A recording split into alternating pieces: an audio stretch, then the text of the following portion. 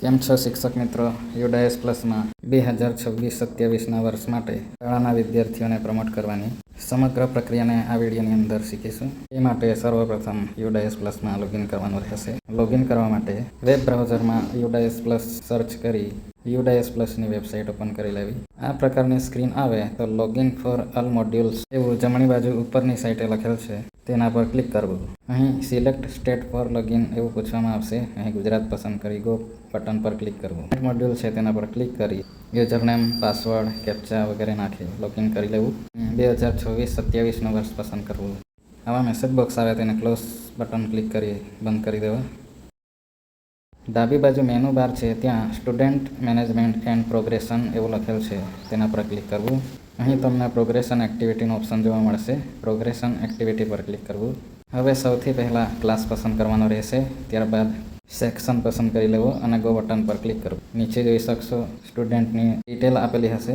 અહીં progression status ડિટેલ્સના ખાનામાં progression સ્ટેટસમાં તમે 3 પ્રકારના ઓપ્શન જોઈ શકશો: પ્રમોટેડ, પાસ્ટ, રિપીટર અને પ્રમોટેડ વિધાઉટ એક્ઝામ. બાલવાટિકાથી ધોરણ 2 માટે પરીક્ષા નથી એટલા માટે પ્રમોટેડ વિધાઉટ એક્ઝામિનેશન ઓપ્શન પસંદ કરવો. માર્કિંગ પર્સન્ટેજમાં કશું આવશે નહીં. 3 થી 8ના વિદ્યાર્થીઓ માટે તમારે પર્સન્ટેજ લખવા પડશે. Number of days school attended અહીં તમારે હાજરીના ટકા દાખલ કરી લેવા. સ્કૂલિંગ સ્ટેટસમાં વિદ્યાર્થી આ જ શાળામાં ભણતો હોય તો સ્ટડિંગ ઇન સેમ સ્કૂલ પસંદ કરવું. અન્ય શાળામાં ભણવા ગયા હોય તો left school with TC, without TC A option પસંદ કરવો.